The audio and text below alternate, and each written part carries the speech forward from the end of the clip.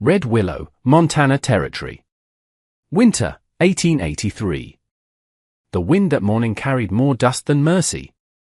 It rolled down from the iron-gray masses of the mountains like an old animal wheezing through its ribs, scattering ice crystals through the frozen alleys of Red Willow. It was a town built of exhaustion and timber, where the smell of wood smoke and wet wool clung to the planks. Men shouted louder than the horses, their breath pluming in white clouds, and silver coins clinked like the world's only prayer.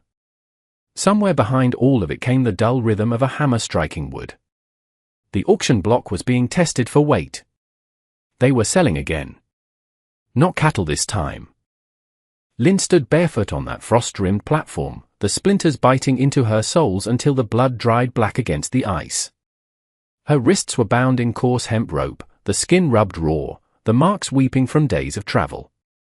She had not eaten since yesterday, though she no longer felt hunger, only the hollow calm that arrives when the body forgets it belongs to itself. The wind tangled her dark hair and lifted the torn hem of her traditional cheongsam. The silk, once a vibrant crimson meant for celebration, was now tatters of faded blood red, offering no defense against the American winter. Somewhere in the crowd, a man laughed. Another spat, the spittle freezing near her toes. She didn't flinch. Flinching only made them laugh louder. $2, a voice called out, muffled by a scarf. $3, another answered. $5 for the China doll. The auctioneer grinned, his face ruddy with cold and whiskey. He slapped the plank beside her shivering ankle. Come on, gents. She eats little, works hard. Make it worth my trouble. Lynn stared at the ground. Her name, the one her mother had whispered to her meaning Forest Jade, was a sound she had not heard in weeks. Here, she was not a name. She was only a price waiting to rise. $6, a man's voice said. It was not loud, but it was sharp enough to cut through the wind. Heads turned. He stood near the edge of the square, one boot resting against the hitching post, his heavy buffalo coat a shade between dust and ash. Garrett Thorne. His hair was dark and unruly, his face drawn tight around a scar that sliced from his jaw to his collarbone, a mark left long ago by a blade or a bullet. His left shoulder hung stiff, an old cavalry wound that had taught him how to live with pain quietly. He reached into his coat, took out $6 silver, and placed them on the rail. Untie her, he said. The crowd went quiet enough to hear the wind scrape across the roofs. The auctioneer hesitated, caught between greed and disbelief. Then greed won. Your loss, mister, he said, grabbing a knife from his belt. He sliced through the rope around her wrists. The fibers fell to the planks, coiling like dead snakes freed. Lynn swayed on her feet. The ground tilted, and for a breath, she thought she might fall into the snow. A hand appeared in front of her, rough, sun-browned, open. Not forcing, only offering. She hesitated. The hand stayed there, patient as stone. She took it. Garrett steadied her, then released her. Come on, 2 words, soft and spare. No command in them. No pity either, only motion. They stepped off the platform. Behind them, the crowd muttered, disappointed. The kind of men who could watch chains being sold like tobacco had little interest once mercy entered the price. The wind chased them through the narrow street, snow swirling around their boots. Garrett led her to the trough behind the feed store, where the water had crusted over with ice. He broke the surface with the handle of his knife and dipped a tin cup, setting it in her hands. Lynn hesitated, her throat working once before she lifted the cup, drinking too fast, water spilling down her chin. She coughed. Garrett took the cup, filled it again, and handed it back without a word. This time she drank slower. He pulled a folded blanket from his saddlebag, wool, grey, worn thin at the corners, and laid it over her shoulders, careful not to touch her skin. The blanket swallowed her frame, covering the tattered silk. She closed her eyes for a heartbeat, the first moment in months that warmth didn't come with a price. When she looked up again, he was already adjusting his saddle. Can you ride? He asked. She nodded, unsure. Then hold the horn. I'll keep you steady. He mounted first, then helped her up, guiding her gently onto the front of the saddle. His hand rested near her waist, not on it, just close enough to catch her if she slipped. She held the blanket tight and looked straight ahead as he turned the horse toward the road that led out of town. Behind them, the auctioneer's laughter echoed faintly through the wind. They rode for miles before either spoke again. Red Willow shrank behind them until it was only a smear of smoke against the white horizon. The land opened wide, frozen grass, low mesas, and a sky that seemed too big for mercy. The horses' hooves drummed steady against the packed snow. Garrett slowed the pace when he noticed the tremor in her shoulders. "Cold?" he asked. She didn't answer, only tightened the blanket. He shifted his heavy coat open enough to block the biting wind from her side. She noticed but said nothing. Gratitude was still a language she didn't trust. When the road curved toward the hills, he stopped by a patch of scrub oak. "Rest a minute," he said. He dismounted, then offered his hand again. She slipped down, light as a breath, and landed awkwardly, knees shaking. He steadied her elbow, then stepped back. She crouched, touched the snow with her fingertips, and held it there, pressing her palm flat. The soil beneath was frozen, hard as iron, but it was earth. Not the boards of a wagon floor, not the iron belly of a cage. Garrett watched without speaking. He took out his knife and cut the last length of rope still hanging from her wrist. Instead of tossing it away, he knelt, dug a small hole at the base of a rock, and buried it. Lynn watched him cover it with frozen dirt and pat the ground once, like a man sealing a grave. He didn't say what it meant. He didn't have to. When he looked up, her eyes met his for the first time. "Eat," he said, handing her a strip of jerky. She took it, bit carefully, chewing slow. He ate a smaller piece himself, standing guard without making it obvious. "Your name?" he asked after a while. She hesitated, tasting the English on her tongue like something sharp. "Lynn." He nodded. "Garrett Thorne." Their names hung between them, the first trade made freely that day. By dusk, the air turned colder. They followed a dry creek bed that led toward the distant outline of Garrett's ranch. The horizon blazed in copper light, and every shadow stretched long like a warning. When the cabin finally came into view, Lynn blinked as if unsure it was real. A small wooden house crouched near a split-rail fence, one corner of the roof sagging under the weight of accumulated snow. Smoke drifted thinly from the chimney. It wasn't much, but it stood, and it was quiet. Garrett dismounted, wincing as his shoulder caught. "Here," he said, motioning for her to wait. Then he offered his hand again for balance. As she climbed down, she touched it briefly, then pulled away, keeping distance. Inside, the cabin smelled of dry pine and old leather. A stove squatted near the far wall, still warm from the morning fire. There was one bed, a table with 2 chairs, and shelves lined with jars of beans and flour. Everything was neat, not polished, the kind of order that belonged to someone who'd learned how to live alone. "Sit," he said, pointing to the chair nearest the stove. She hesitated. He nodded once. She sat slowly. He ladled beans from a pot left on the stove into a tin bowl, set it before her, and stepped back. She stared at it, then at him. He leaned against the counter, arms folded. After a moment, she ate fast at first, then slower when she realized he wouldn't take it away. When the bowl was empty, he filled it again without asking. Her hands trembled less now. The firelight caught her cheekbones, sharp from hunger, and the bruises along her neck. Garrett saw but didn't ask. Some stories didn't need telling on the first night. He reached into a trunk near the bed, pulled out a clean flannel shirt and heavy wool trousers. "You can change. I'll check the barn." She waited until the door shut behind him before standing. The blanket slipped to her elbows as she lifted the shirt. It smelled of soap and smoke. She slipped it on, the hem falling nearly to her knees, and pulled on the trousers. The cabin's stillness pressed against her ears. No shouting. No chains clinking. Just the tick of cooling metal and the small crackle of wood. She exhaled for what felt like the first time. Outside, Garrett fed the horse and checked the corral. Mercy, he'd learned, was best given space to breathe. When he returned, she was sitting again, straighter this time. He added another log to the stove. "I'll hold till morning," he said. He spread his heavy buffalo coat on the floor near the door, rolling it into a pillow. He pointed toward the bed. "You take that. I'll stay here." Her brow creased. No man had ever offered comfort without a price. She shook her head quickly, clutching the flannel shirt. He didn't argue. He just lay down on the floor, back to the wall, one arm resting over his eyes, the rifle within reach. After a long silence, she whispered, "Why?" His voice came steady, almost lost in the crackle of the fire.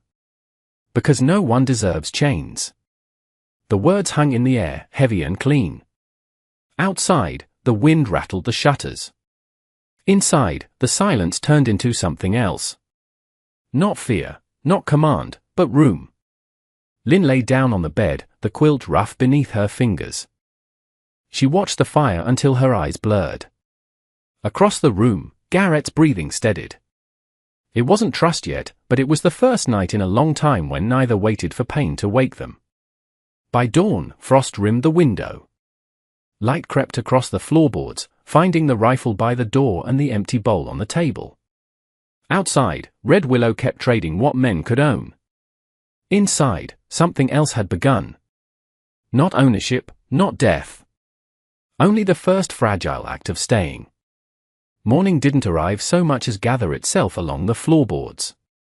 Garrett was already awake, eyes on the pale seam of the horizon. Lynn sat up to the sound of water tipping into a tin cup, not boots or iron. "Morning," he said. The house answered with quiet instead of echo. She lifted a hand, not quite a wave, not quite a shield.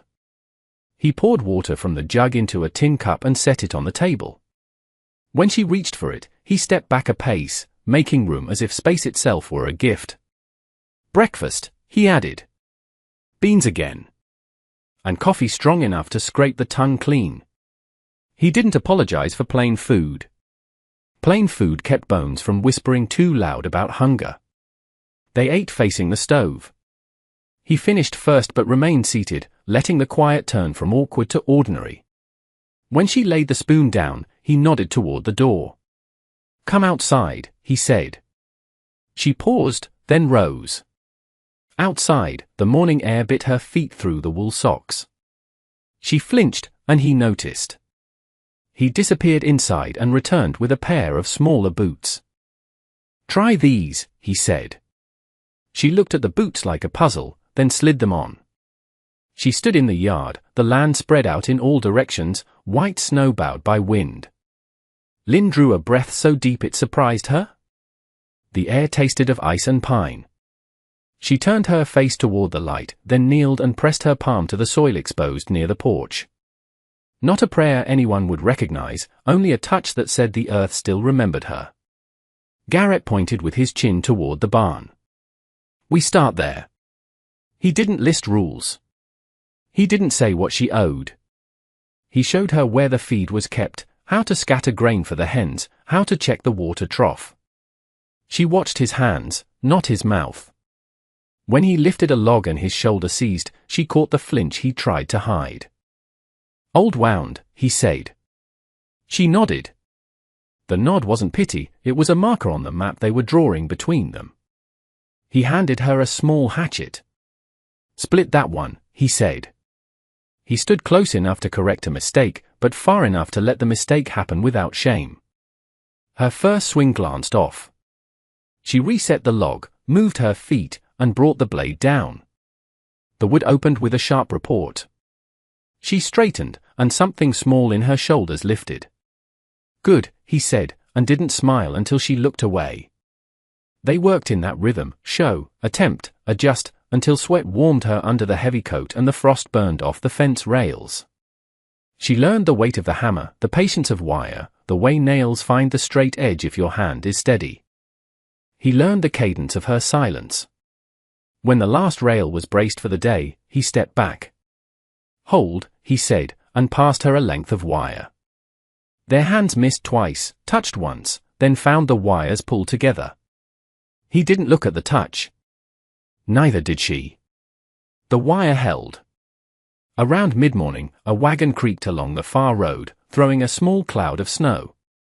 Lynn's body stiffened, eyes locked on the moving shape. Garrett stepped between her and the road, casual enough not to make it worse, deliberate enough to make it better. He rested a hand near his holster. The wagon rolled past without turning in. The moment stretched, then snapped. "No one touches you here," Garrett said, not looking at her. It was a promise that wore plain clothes. They went back inside when the wind rose. He boiled coffee. On the table lay the strip of cloth she had used to wipe her wrists. The skin was less angry now. She picked up the cloth and folded it. "May I?" she asked, the English surprising them both. He nodded. She came near and wrapped his shoulder through the shirt, where the muscle strained. Her fingers worked with a care that refused to call itself tenderness. When she tied the knot, he tested the lift of his arm. "Better," he said. She stepped back. He put on his canvas work coat and handed her another, smaller one. "Yours," he said. She slid into it. The coat was heavy, the way belonging is heavy when you first put it on. She tugged the sleeves up. The coat changed her posture. It moved her from rescued to resident. He took her out again to the yard. "Show you the ridge," he said. They climbed the slope behind the barn. From there, the cabin looked like something a stubborn man would build, square-shouldered and plain. "Watch from here if I'm gone," he said. "Dust line riders. Take the stove for cover inside." She repeated the words, building bones around courage. "Stove for cover." "Yes." Back at the corral, he showed her the halter knots that don't slip. He didn't touch her hands to correct them. He tied one alongside her, then cut his knot open so she could tie it herself. The third attempt held true. "You'll need that," he said. She looked at the rope, then at the dirt. "I know rope," she said, meaning the old kind. He understood. He put the rope away like a word you use carefully. They ate a noon meal that didn't quite deserve the name, a jerky, the heel of yesterday's bread. In the afternoon, he worked at the north fence line where the wind hit hardest. She carried nails in a small leather pouch, handed them one by one. Metal met wood with the clean sound of something agreeing with itself. Toward the middle of the work, she stopped and walked a few steps to the base of a red willow sapling near the fence. She took from her pocket a tiny thing, a jade bead, bone white mixed with green. A piece of the life she had been stolen from. She pressed it into the soil and smoothed the surface with her palm. He didn't ask. Some acts speak clearer when left alone. Clouds gathered. The wind had the cold bite that says evening will not be kind. They finished the last board. Inside, she stirred the pot while he split kindling. When the potatoes were ready, she salted them in her palm and sprinkled it from high, so the salt fell like snow. After they ate, he checked the rifle, then laid it back by the door in plain sight. He wanted her to see readiness was not the same as fear. He pulled a second blanket from the trunk and tossed it onto the bed. "Cold tonight," he said. She looked from the blanket to the floor, then back to him. Her eyes asked a question with trust. "Floor's fine," he said. She held his gaze, then pointed. "Bed. Floor. Him." Then the space beside her on the mattress, a small gesture drawn in the air. "Careful. Deliberate." She left a space, not an invitation to cross, but an acknowledgement that the door had two sides. He stared a beat too long, then shook his head once. The kind of refusal that contained respect. "Not yet," he said. The yet was a bridge built from a single plank. Night fell fast. The storm began as a moan of cold air dragging itself across the hills. The cabin held. Lynn sat with her back to the bedpost. He took the chair, the rifle within reach. "You bought me," she said, words picked carefully. "Then you buried the rope." He stared at the stove. I paid to Enterprise. That's all. She waited.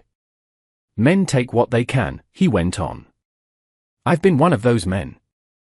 Not like them, he nodded toward town. Different uniform. Same noise in the head. She watched him. War. War, he said. I came home to nothing that looked like home. She nodded. Once, I had home, she said, hand touching her chest then opening outward. I had words, she let the hand fall. They let the stove answer for a while. He stood and peeled his shirt away from his shoulder, just enough for her to see the puckered seam of the old wound. She didn't move toward it. She only looked, and then met his eyes, saying without saying, I see the thing that shaped you. He pulled the shirt back on. You stay as long as you want, he said. If there's somewhere else, I stay, she said. The words surprised her with their certainty. They surprised him with how much room they made in his ribcage. He nodded. He stood and banked the fire. Good night, he said. She answered in her language first, then in his. Good night. The storm thinned toward midnight. In the space between the bed and the door, between the one who had been owned and the one who had helped unwrite it, a new truth began to take shape. Not safety exactly. Not yet. But shelter. By morning, there would be more work. A nail would split a board and need replacing. But when the first light fingered the floorboards, it would find 2 coats hanging on the wall instead of 1. Red Willow, Montana Territory. Early winter, 1883. The frost came early that year, singing underfoot like breaking glass. Garrett woke before sunrise, checked the stove, then stepped outside. He could see his breath and the long road that cut through the valley. Inside, Lynn stirred the fire to life. She had learned the rhythm of this place. The cabin had become a heartbeat she could trust. But that morning, the sound on the road didn't belong to safety. It was the slow, measured crunch of wagon wheels over frozen dirt. Garrett heard it first. He looked toward the ridge and saw a dark shape moving against the dawn. A wagon, 2 horses, and 3 men. He called through the open door. Stay inside. Lynn stepped to the window. Who? He didn't need to answer. It was someone who believed ownership was the same thing as order. The wagon pulled up. The man in front wore a black coat and a deputy's badge. Beside him sat a merchant with soft hands. The third was just muscle. Morning, Mr. Thorne, Deputy Hatcher said, his tone friendly in the way snakes are smooth. Word in town says you bought yourself property that wasn't for sale. Garrett wiped his hands on his coat. Don't own property, he said. That's the trouble, the merchant, Mr. Finch, cut in. The girl. Chinese stock belonging to a holding company out of San Francisco. Paper says she was indentured labor. You can't just walk off with assets. Garrett looked at him. You calling a person an asset? That's the term on record. Lynn stepped into the doorway. Her hair was tied back, her face calm but pale against the cold. The merchant pointed. That's her. Garrett didn't turn. You'd best put that hand down, he said, voice level. The finger lowered. The deputy cleared his throat. Now, I'm sure we can settle this. You turn her over, no harm done. Garrett's eyes moved to the fence line. This land's mine, he said. Fence runs true. Nobody crosses it without an invite. The deputy smiled. Law says. The law's a long way from here, Garrett said. The air froze harder than the ground. The merchant shifted. We'll come back with a warrant. Do that, Garrett said. Bring a judge who still remembers the word man.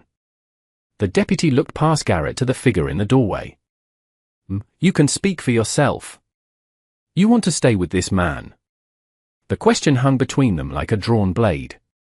Lynn's eyes flicked from the deputy to Garrett, to the man who hadn't touched her since that first day, who had built fences wide enough for trust to breathe inside.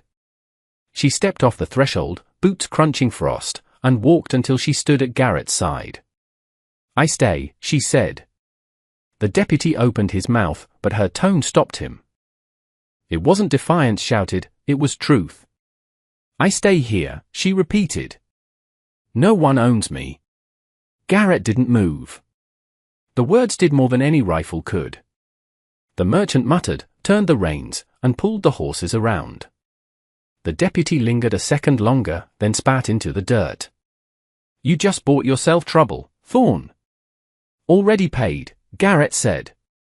The wagon rolled away, leaving tracks like scars in the frost. Lynn stood watching until they disappeared. Her hands trembled, not from fear, but from the sudden release of it. Garrett reached for his gloves.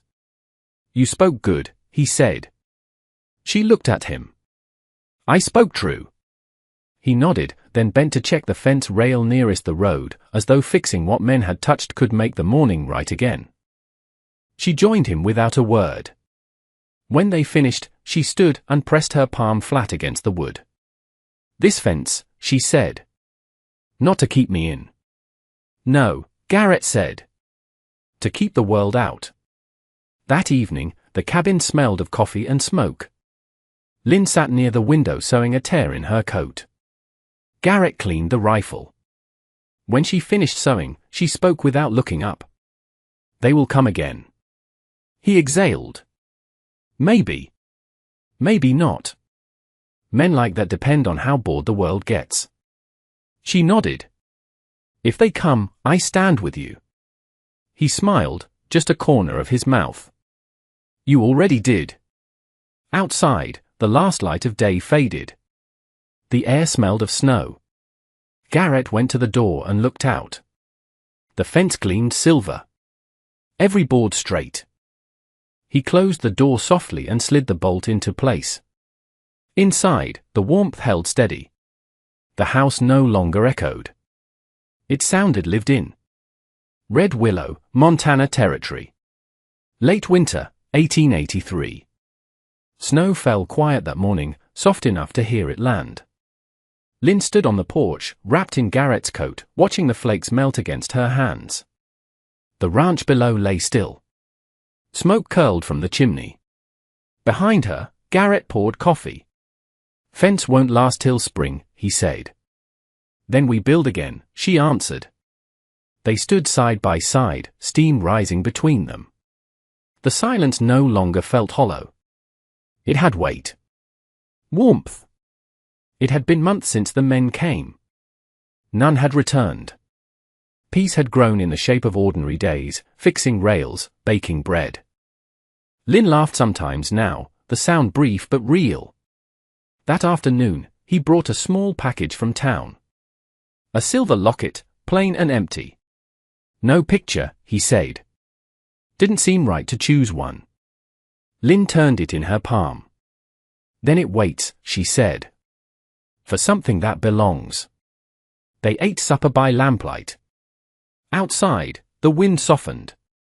Garrett watched her hands move, steady and certain, and thought of the auction square of 6 silver coins falling like thunder.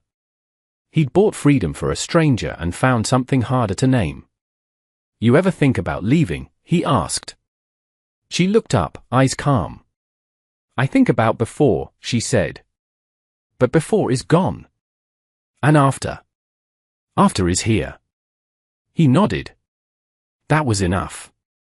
When dawn returned, the frost had melted from the windows. Lynn stepped outside, pressed her palm to the young red willow she'd planted. Its branches shivered in the wind, thin but alive. "Grow," she whispered.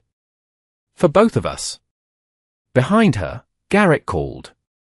"Coffee's ready." She turned, smiling faintly. "Sweet." Lifted the tin pot. Brought sugar this time. They stood in the doorway, sharing warmth and quiet. No vows. No grand ending. Just two people who had stopped running. Outside, the earth thawed under the snow, learning to breathe again. Inside, the fire burned low but steady. And somewhere beneath the frost, the buried rope slept quiet. Lynn watched the horizon brighten, the first light brushing gold across the fence line. The world looked fragile and new, pausing before the next beginning. Garrett lifted his cup, eyes tracing the same hills, and for a moment neither spoke. There was nothing left that needed saying. The wind moved through the red willow, whispering softly in a language both of them almost understood. She closed the door halfway, keeping the warmth inside. The day would start soon. But for now, they stood unowned, unbound, quietly alive.